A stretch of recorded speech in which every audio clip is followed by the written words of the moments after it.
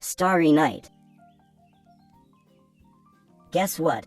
Bonnie said to her toys one afternoon. We're doing something special tonight. The toys were arranged on top of Bonnie's bed. They couldn't wait to find out what the something special was. We're going on an adventure, Bonnie said, clapping her hands. Though they didn't make a peep, the toys all wondered what kind of adventure was in store. We're ready to go, said Bonnie as she gathered her toys in a big tote bag.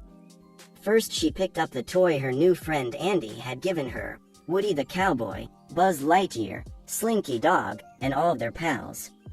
Next she collected her beloved old toys, Buttercup the unicorn, Trixie the triceratops, a hedgehog called Mr. Pricklepants, and a rag doll named Dolly. We're going to have so much fun, Bonnie told them excitedly. When Bonnie ran off to find a flashlight, the toys came to life. I hope there won't be any scary animals, Rex the dinosaur whispered. Maybe we're going to explore the attic, Trixie guessed. Before the friends could finish guessing, Bonnie burst in with a big smile. We're camping out, she announced as she scooped up the bag with all her favorite toys. Moments later, they were in a tent in Bonnie's very own backyard. Here we are, Bonnie said as she pulled the toys out of her bag. Rex, you sit next to Trixie, Buttercup, Woody, and Buzz. You'll be next to my sleeping bag. How about a picnic? Bonnie suggested as she passed out toy plates and food. Just then they heard Bonnie's mom from outside the tent. Dinner time, she called. Bonnie jumped up. I've got to go eat my dinner, she said. But I'll be back soon. Left alone in the tent, the toys began to explore. This sure is comfortable, said Jessie, admiring Bonnie's puffy sleeping bag. Yes, the accommodations are quite satisfactory, Mr. Pricklepants agreed. Well, shine my spurs, Woody exclaimed, noticing an electric lantern on the ground. He turned it on and a warm glow lit up the tent. Gather around, guys, he called out. Let's have a sing-along, Woody suggested.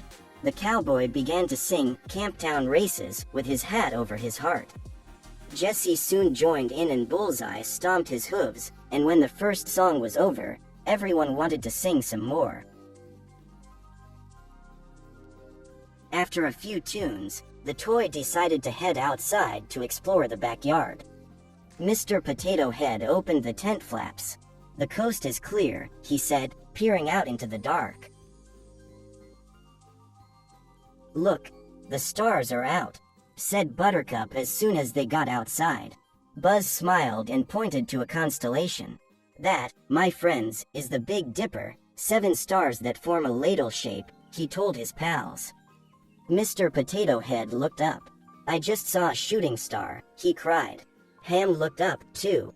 I think that was a firefly, he replied. I'm gonna to explore the yard, Jessie shouted, hopping on Bullseye's back. Who wants to play freeze tag? Trixie asked the other toys. But before they could even answer, she tapped Rex with her horn. Tag, you're frozen, she called. The rest of the toys grinned and started to run as Trixie chased after them as fast as she could. Hey, Rex called out, still frozen. Somebody? Tag me? Anybody? Soon the toys were tired and decided to go back into the tent. How about a theatrical shadow puppet production? Suggested Mr. Pricklepants. Great idea, said Woody. The toys used Bonnie's flashlight to make shadow puppets on the tent wall. First, Buzz made an airplane with his wings. Then Mr. Pricklepants made an elephant by holding out his arm.